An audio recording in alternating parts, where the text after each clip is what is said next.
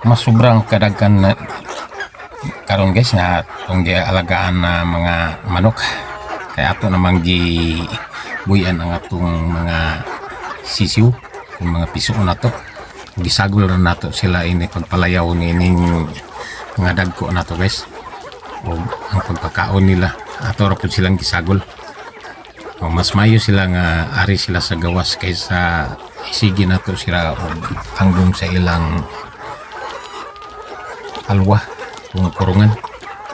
Mas mayo sila nga aris gawas kay baskog ang ilang mga lawas kung andiri sila maglayaw sa gawas kay dako man kayo ang ilang kasulayawan. Mao nga mao kini atong gibuhat guys. Ug dagko na pud sila og jutay, dili na sila kinahanglan nga sigiyo nato sila tanggong sa sulod. Mayo jud sila nga matiman nato og mayo ang atong mga manok kon ari sa gawas kay makita nato kung aduna ba sila nagkasakit kanila o gisipon ba.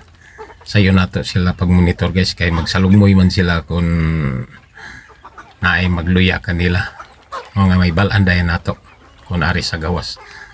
O ni siya guys atong mga pangalagaan nato nga karon nga mga manok nga midagka na sila og samot tungod kay ato namang gi palayaw na pud ang atong mga ikaduha natong mga piso atong gipadagko sa sulod sa kurungan.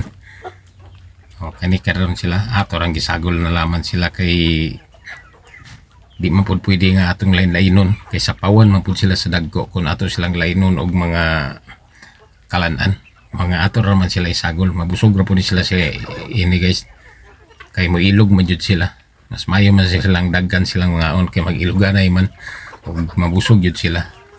Sigurado na nato nga daggan jud kayo ang pagkaon nga atong ihatag kanila aron dili magkakulang-kulang ug mabusog pud ang atong mga piso. Og man nato na sila gatag ato na pong silang tagaan og tubig, dili sa tamo gamit og mga tambal karon guys kay di man pud maayo nga atong sugon-sunon ang tambal pag hatag kanila sa manok.